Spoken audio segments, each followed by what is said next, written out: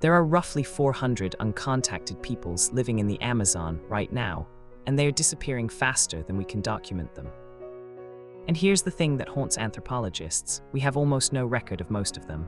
No photographs, no linguistic data, no census, just satellite images, footprints, and the testimony of people who have glimpsed them from a distance. The Uru-Eu-Wau-Wau are one of the few groups whose existence we actually know about, and even that knowledge came almost by accident. In the 1980s, Brazilian officials were surveying territory in Rondônia state in the western Amazon when they found something unusual: a series of villages with no occupants. Not abandoned, recently inhabited, fires still warm, food stores intact, but the people, gone, vanished into the forest. That's when the Uru-Eu-Wau-Wau became known to the outside world, not through contact, but through absence. The name itself, Uru-Eu-Wau-Wau, was given to them by neighboring indigenous groups. It means the people in their language, a simple designation, but it tells you something crucial. They were known to others long before Brazil knew they existed. They had trade routes, alliances, territories marked by custom, not paperwork. Here's the first exhibit in why they keep vanishing. Between 1981 and 1998, the Brazilian government officially recognized their land, a reserve of about 1.86 million acres. Sounds protective, right? Except the paperwork alone doesn't stop what's coming.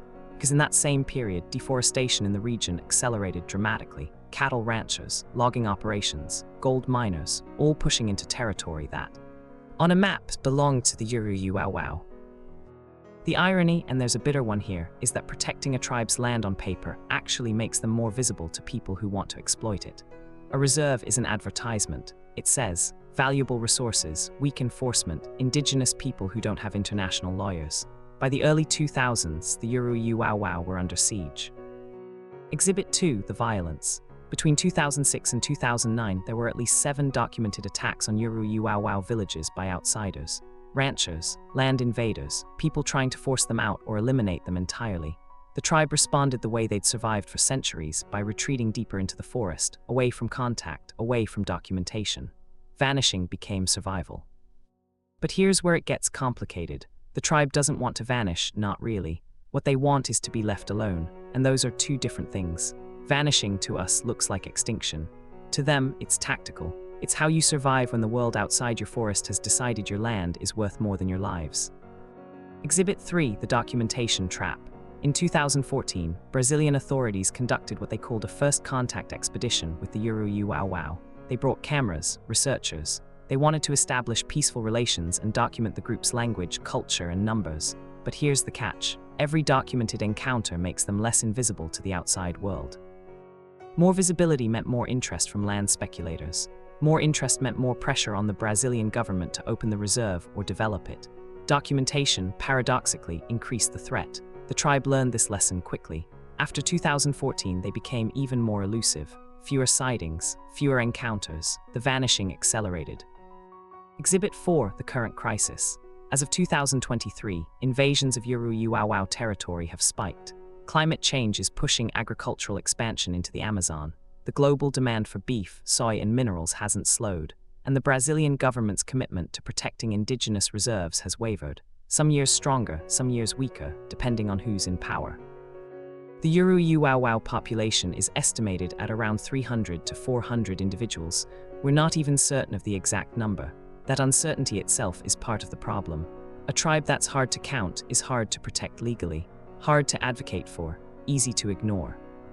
But there's a fifth exhibit, and it's the strangest one.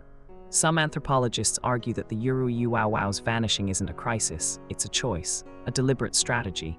They've maintained their autonomy for centuries by avoiding outsiders. They're not disappearing, they're hiding, and they're doing it successfully. The problem is that hiding works only as long as the forest remains intact, and the forest isn't remaining intact. Deforestation in Rondônia state has accelerated in recent years. Roads are being cut. Mining operations are expanding. The space to vanish into is shrinking. You can't hide in a forest that's being systematically dismantled. Here's the final, uncomfortable truth. The Uru-Eu-Wau-Wau aren't vanishing because they want to disappear from history. They are vanishing because the world around them is becoming hostile to their existence.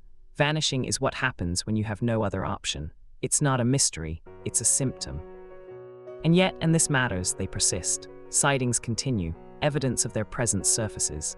In 2022, researchers documented new villages, new tool marks, new signs of habitation. The Uru-Eu-Wau-Wau aren't gone. They're still there, moving through the forest, adapting, surviving. The vanishing act isn't complete, not yet. The question that keeps anthropologists awake is this: how long can they keep vanishing? How long until the pressure becomes unbearable? How long until the forest shrinks so much that there's nowhere left to hide? Those answers depend on decisions being made right now, in Brazilian government offices, in corporate boardrooms, in the policies that govern land use and environmental protection.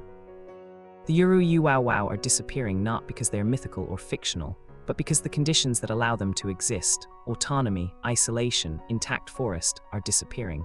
Their vanishing act is a direct measure of how fast we're dismantling the world they depend on. And unlike a magic trick, there's no reveal at the end, just silence. Subscribe for more stories of the hidden and forgotten, where the strangest mysteries are rooted in the real world.